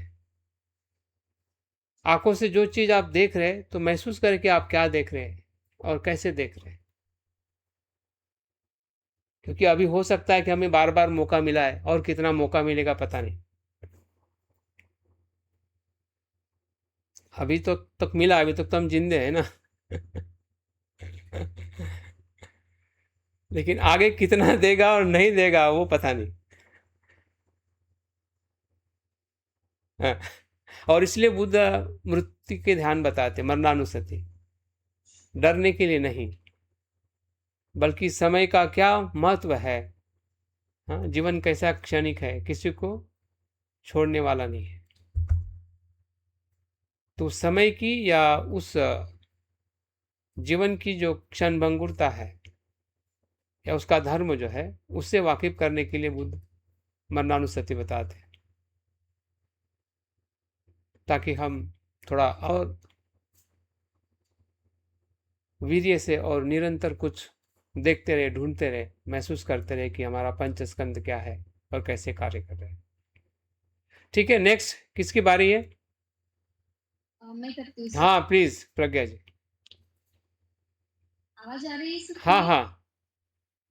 सर को जय भीम, नमस्कार। और सर का बहुत बहुत पुण्यानुमोदन करती हूँ कि बहुत ही अच्छे से आपने पंचस्कंद का स्टडी हमारा लिया है और थ्योरी के साथ में प्रैक्टिकल भी था, तो वो मुझे काफ़ी पसंद आया कि एक तरफ हम थ्योरी पढ़ रहे थे और उसका प्रत्यक्ष जो अनुभव था वो मेडिटेशन में हम ले रहे थे। तो जो कुछ पकड़ यानी समझ में आ रहा था बौद्धिक लेवल पर, तो उसको अनुभव करना जो मेडिटेशन में हो रहा था, तो वो काफ़ी अच्छा लग रहा था और उसका थोड़ा-सा कुछ क्लिक होते जा रहा था कि नहीं भई ये छूट सकता है। अ, मैं जब युवा थी यानी कॉलेज में पढ़ रही थी, तो मुझे बीच-बीच में ऐसे सवाल अपने मन में उभरते थे कि मैं कौन हूँ? ठीक है? या मैं 1982 की मेरी बर्थ रही है, तो इसके पहले मैं कहाँ थी? तो इस तरह के सवाल मेरे मन में कभी-कभार आते थे। पर अभी जब मैं बुद्ध की स्टडी कर रही हूँ, तो अभी पता लग रहा है कि यार अभी मैं पंचस्कंद हूँ।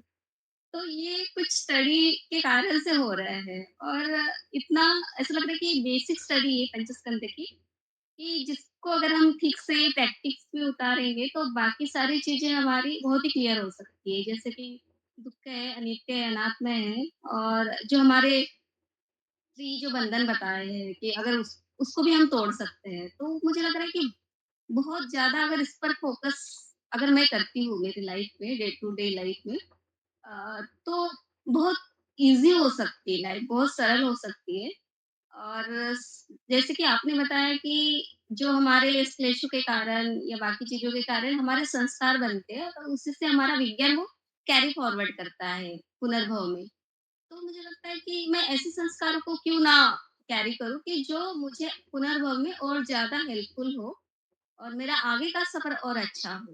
तो वो आपके कुछ-कुछ जो शब्द थे या वाक्य थे वो मेरे दिल को ऐसे छू रहे थे और मुझे काफ़ी पसंद आ रहे थे कि नहीं मुझे इसको थोड़ा-सा और अच्छा-सा फ़ोकस करना है। ये स्टडी चलते-चलते समय मैं अपने जब ऑफ़िस में जाती थी या कुछ तो मैं वहाँ पर थोड़ा-सा प्रैक्टिकल अनुभव आपके साथ में शेयर कर रही हूँ कि एक दिन ऐसा हो रहा था कि कुछ चीज़ ऐसी थी कि जो मुझे नहीं अच्छी लग रही थी और मेरे अंदर कुछ घटित हो रहा था नेगेटिव फॉर्म में और मैं उसको देख रही थी बहुत ही बेसिक तौर पर और कुछ समय बाद वो धीरे-धीरे से वो ऐसे स्टॉप हो गई। तो मैंने देखा कि हाँ, ये तो परिवर्तन चल रहा है ना? पर हम इसको नहीं देख पाते। काफ़ी बार ऐसा होता है कि हम अपने आप को ठोस समझ लेते हैं और ठोस समझने के कारण हम एक तो उच्छेदवाद में चले जाते हैं या फिर शाश्वतवाद में चले जाते हैं।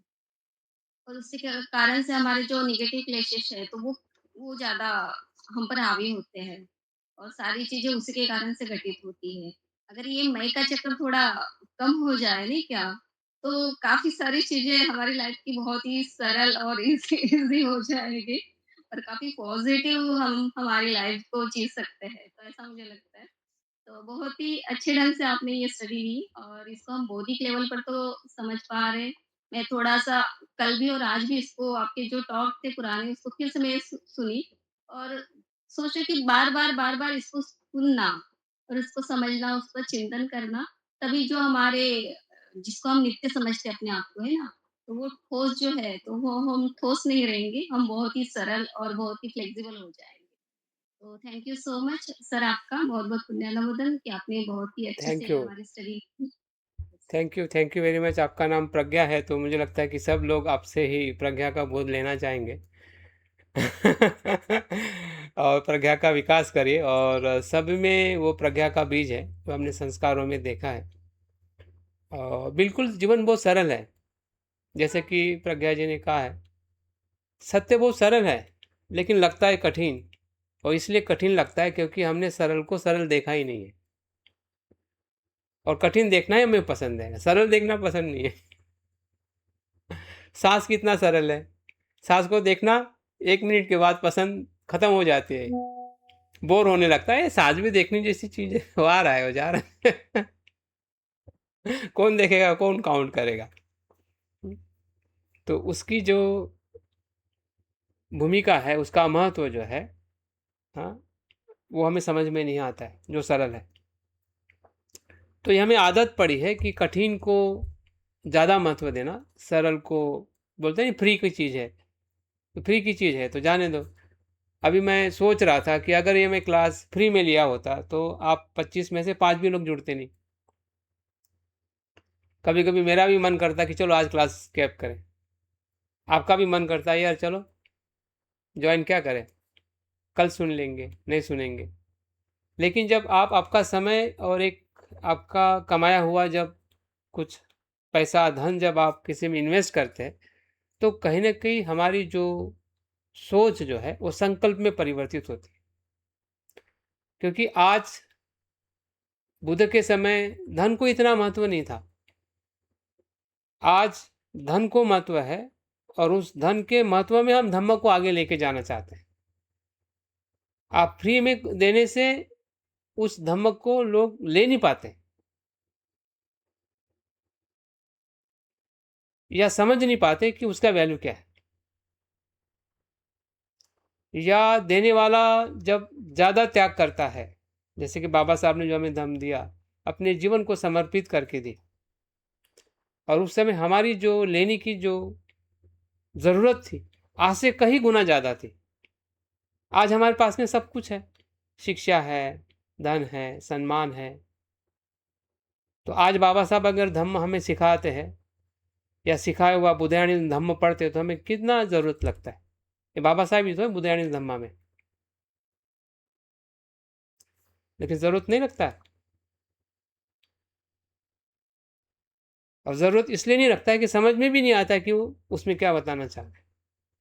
तो समझने के लिए हमें अपना जो अतिरिक्त जो समय है, हाँ, और समय के साथ उससे जुड़ा हुआ जो भी अदर फैक्टर जब हम इन्वॉल्व करते हैं तो निश्चित ही उसको लेने की प्रक्रिया भी उतनी ही मजबूत होती है। और मुझे लगता है कि जो कुछ भी आपने लिया है, बहुत कुछ लिया है, और ऐसा लिया है कि जो भीतर कुछ न कुछ खजाना भीतर था, सत्य भीतर था, उसको कहीं ना कहीं हमने महसूस किया कि खजाना तो भीतर ही है। वही तो सुख है। प्रज्ञा जी तो वही तो कह रही कि अगर ये हमें पता चल जाए तो जीवन कितना सुखी है। बहुत ही सरल है। आप किसी भी विपरीत परिस्थिति में आप सुख से रह सकते हैं। अनुकूल परिस्थिति में तो सुख से तो रहोगे ही रहोगे, लेकिन आपके आसपास में विपरीत परिस्थिति आ जाए, फिर आपका शरीर का स्वास्थ्य हो या कोई वैसा व्यक्ति हो या फिर समाज में हमेशा कुछ घटनाएं घटित होती है, तो फिर भी आप सुख से रह सकते हैं। तो ये ताकत जो है वो अनित्यता के बोध में है, जब हम सही अर्थ में अपने आप को जानते हैं। तो हमारी हर एक जो क्षेत्र का जीवन है, फिर वो सामाजिक हो, आर्थिक हो, पारिवारिक हो, या फिर हम जॉब कर रहे वहाँ का हो, या फिर खुद का हमारा आध्यात्मिक जीवन हो, हर जीवन में हम संतुलित रहते हैं जब हमें इसका एहसास होने लगता है कि मैं कौन हूँ और क्या हूँ। क्योंकि हर जगह पे मैं काम करता है और वही हमें दुखी परेशान करता है हर क्षेत्र में। तो ठीक है, कुछ ना कुछ हम समझने का प्रयास कर चुके हैं, कुछ समझने का और प्रयास करने की ज़रूरत है, जो हमें करते रहना है। आगे राम गौतम जी आप बोलोगे, नवी मुंबई।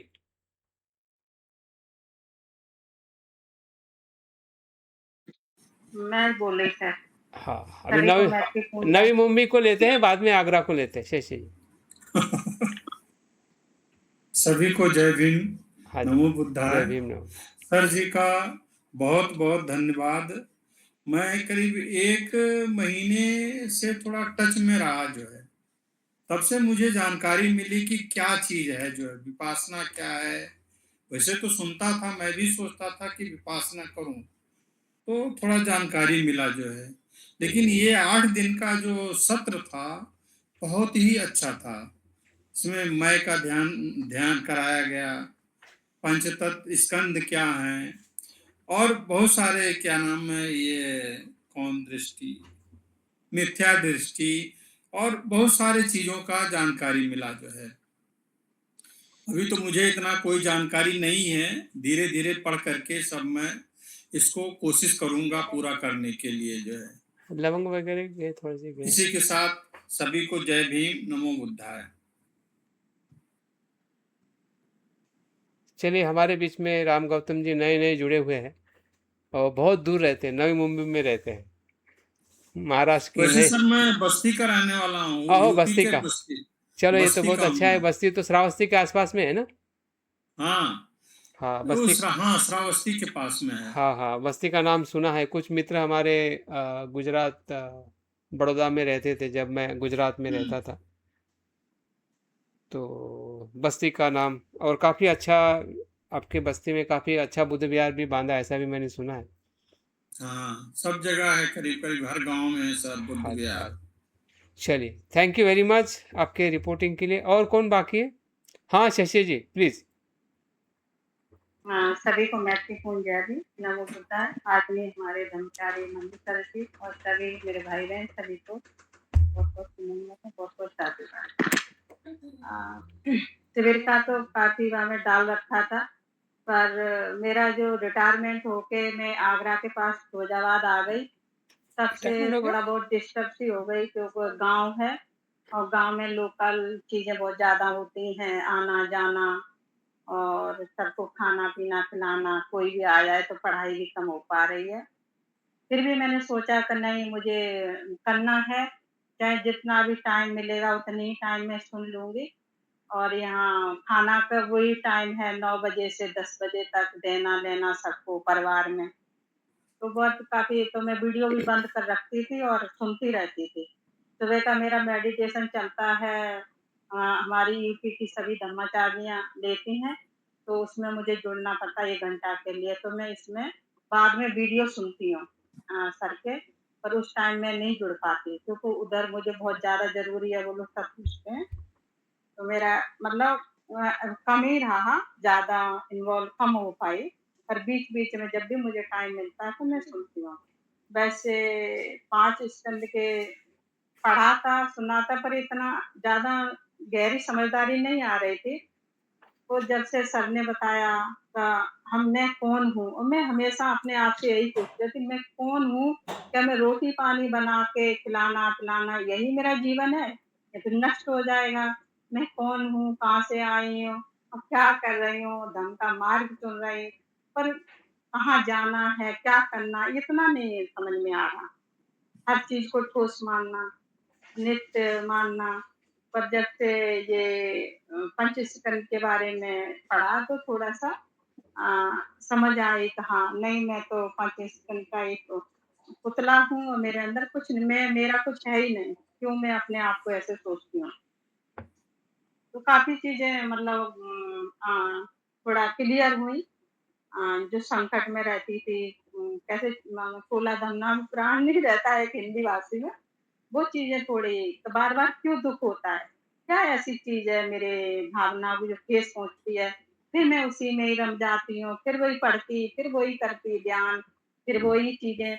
व्यवहारिक जीवन में बहुत मुश्किल है धम्म को जीना, मुझे ऐसा लगता है। संसार के जीवन में तो इंसान बहुत जल्दी जी लेता है, पर आध्यात्मिक जीवन में जो चीज़ें हैं, बहुत आचरण में ले आना बहुत मुश्किल होता है। क्योंकि मैं कर रही हूँ, सामने वाला गलत व्यवहार करता है तो द्वेष तुरंत आ जाता है। कितना भी कंट्रोल करें, वो कहते हैं ना दूब घास पे जैसे ही पैर पड़ता है और हटाओ, तो वो एकदम खड़ी हो जाती है घास। उस तरीके का मन में द्वेष और ये चीज़ें बार-बार उत्पन्न होती हैं, बार-बार नष्ट होती हैं, लय होती हैं। उस चीज़ों को बहुत चिंतन करती हूँ, समझती हूँ, क्या करूँ? हमने धम्म मार्ग पर चल रही हूँ पर समझ में इतना क्यों नहीं आ रहा क्लियर? तो पंचस्कंद से काफ़ी चीज़ें समझ में आई कि हमारी जो है 5 इंद्रियाँ और जो 6वां हमारा मन है, जिस विषय में हम जाते, उसी विषय में हम काम करने लगते हैं। उसी से तृष्णा पैदा होती है, वेदना पैदा होती है तो उसी से हमें दुःख ज़्यादा पैदा होता है। अगर ये हमारी कम हो जाए और मिथ्या दृष्टि हमारी कम हो जाए, तो हम शायद थोड़ा-थोड़ा दुःख हमारा कम हो सकता है। तो मैं कोशिश में लगी हूँ और अभी भी आपने जो वीडियो डाले हैं, वो देखती हूँ और सुनूँगी। मुझे टाइम कम मिल पाया है। मैं गाँव साइड में आ गई तो बहुत दिक्कत हो रही है और यहाँ धम्म का मार्ग करना भी प्रचार कर मतलब बताना भी लोगों को बहुत मुश्किल हो रहा है। तो इस तरीके से मैं आपका बहुत-बहुत साधुवाद करती हूँ, थैंक बहुत-बहुत यू शशि अभिनंदन जी। करती हूँ। जब भी कोई शिविर थैंक यू वेरी मच। हम आपका जो आगे और हाँ, हाँ, बोलिए। हम आगे शिविरों में और मतलब रहेंगे ओके, ओके। और काफ़ी सालों से मैं जुड़ी हूँ आपके साथ। थैंक 6-7 सालें हो गई करीब हमें। सही है, सही है। तो हमारे इसलिए बहुत पुराने मित्र हैं जो इस ऑनलाइन के माध्यम से हम अभ्यास कर रहे हैं। ये अच्छा प्रयास है, अच्छे समय का सदुपयोग है कि हम धम्म के गहराई में जाने के लिए समय इस्तेमाल कर रहे हैं। तो बहुत बहुत साधुवाद शशि जी। और नेक्स्ट में कौन बाकी है? प्रभा जी बाकी है शायद, 2 व्यक्ति बाकी है, हम उनको सुनना चाहेंगे।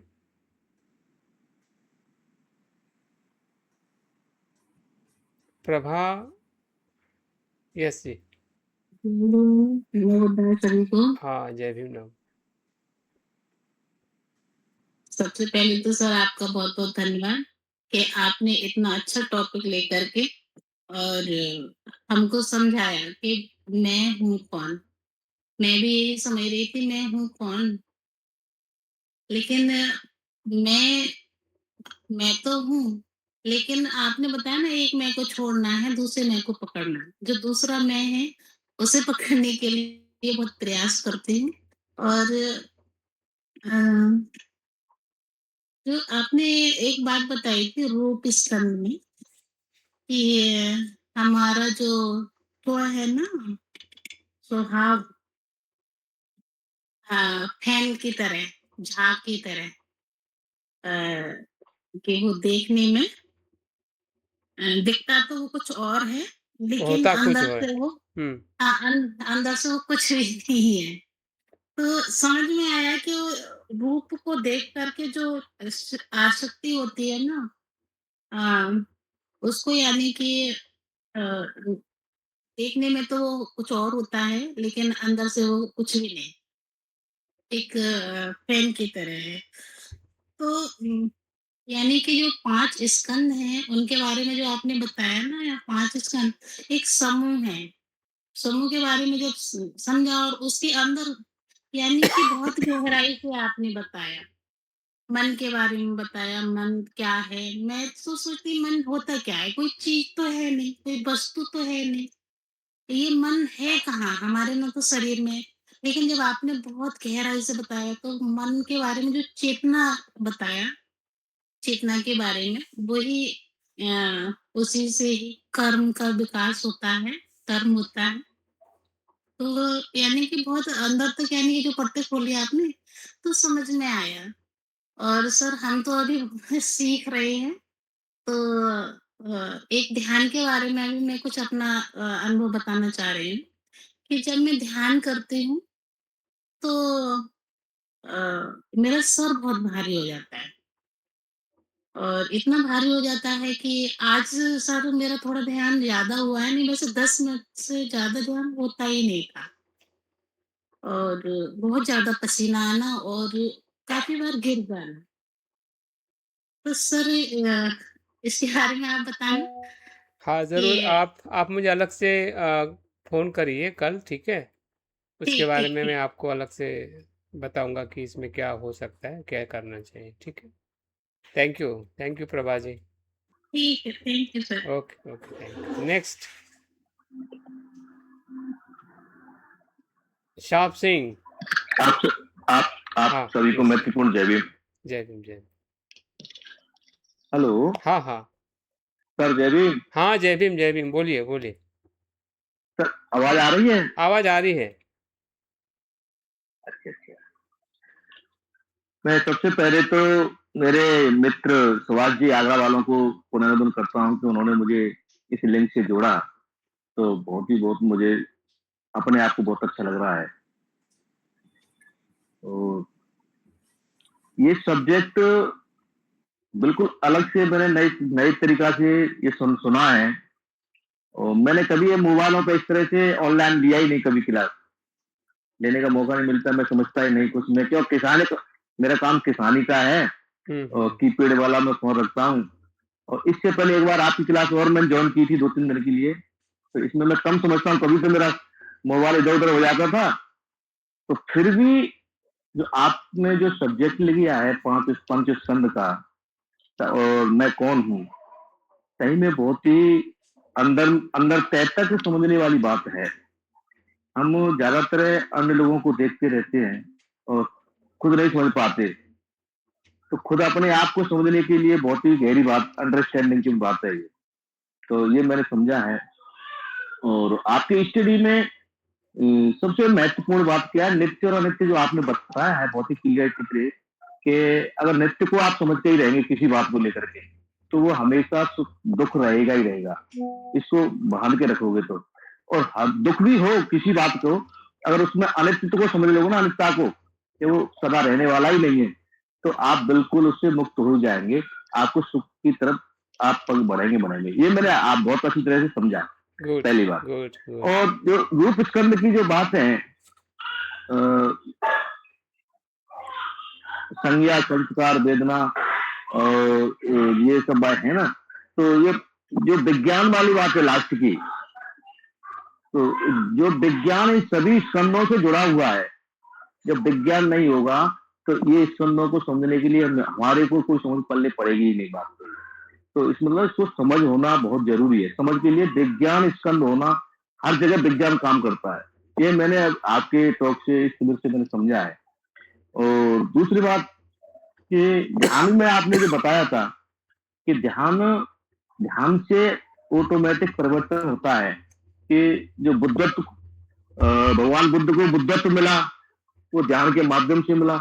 जो बुद्ध का शब्द बना वो ध्यान से ही ये शब्द की स्पष्टता हुई।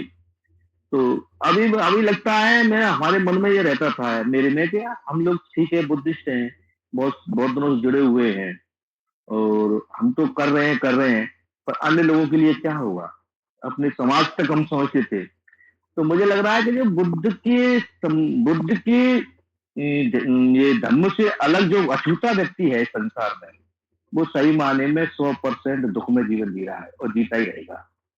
और बुद्ध का ही धर्म एक ऐसा है कि दुख से मुक्ति होने का मार्ग है। और मैं ब्रह्मचारी जी का बहुत पुनर्नमन करता हूँ कि आपने इतनी डीपली और गहरी शिक्षा कि इस तरह से संजो के रखी है, बताई है कि समझने में कोई दिक्कत नहीं है, परंतु अपने बातों से बताने में बहुत ही कठिनाई महसूस होती है कि मैं किस तरह व्यक्त करूं, कैसे इसको वो करूं। पर मन के अंदर अनुभव किया है कि मैं अपने आप में कोई कुछ नहीं है, बिल्कुल 1% कुछ नहीं है। अगर मैं को मैं समझ के ही रहूंगा किसी बात को लेकर के ईगो के हिसाब से, तो हमेशा दुख में ही रहना होगा, कभी सुखी मिल ही नहीं सकता। ये मैंने आपकी तरफ से समझा है।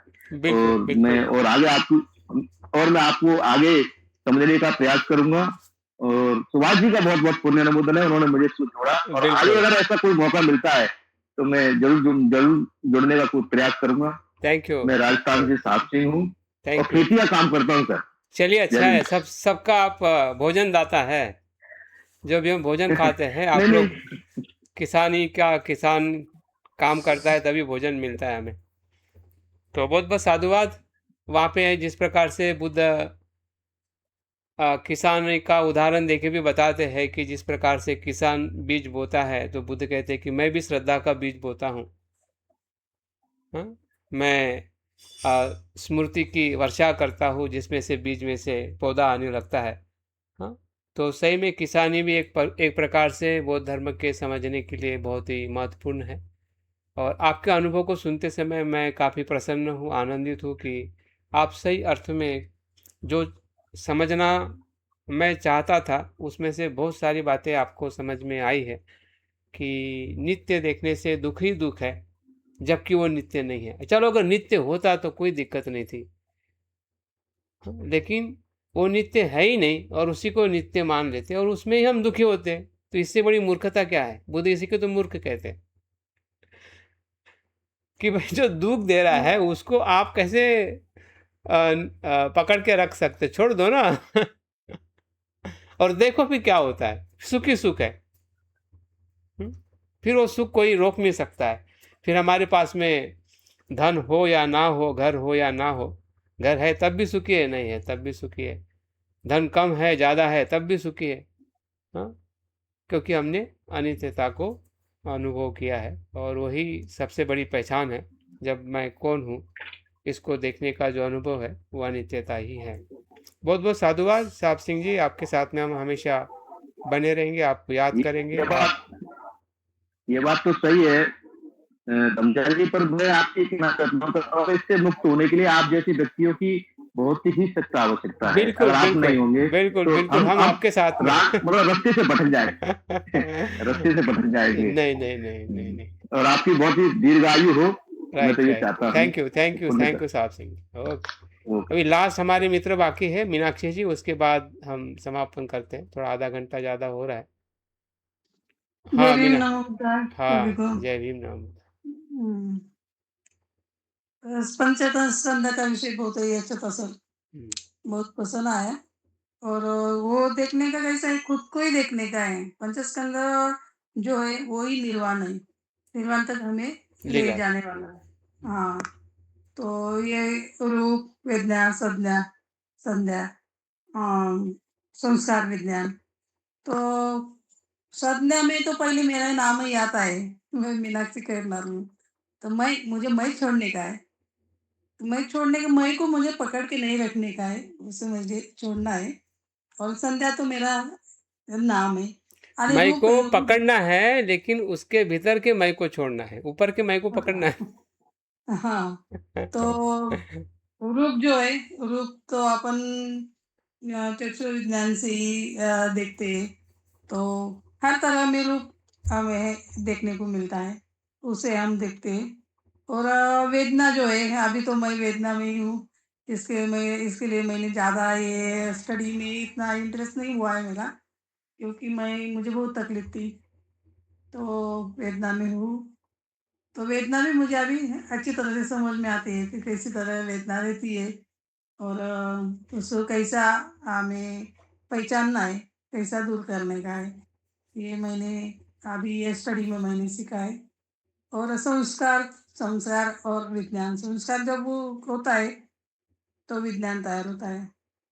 तो विज्ञान और संस्कार मैं ज़्यादा नहीं बता सकती, क्योंकि मैंने स्टडी में इतना ये पावरफुल मैंने नहीं किया है, इसके लिए मुझे इतना ये नहीं। मगर आपने जो बताया ना कि वो 5 लोग जो मर जाते हैं, तो उनकी जो अस्थि रहती है, वो राख रहती है, वो समुद्र में डालते हैं, तो वो मुझे थोड़ा समझ में नहीं आया है वो।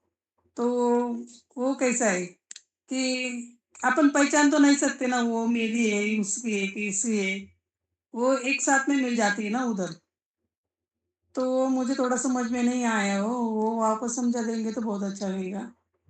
तो थोड़ा-सा पुनर्जन्म, पुनर्भव, तो इसमें आपने बहुत अच्छा बहुचक्र भी सीखा है।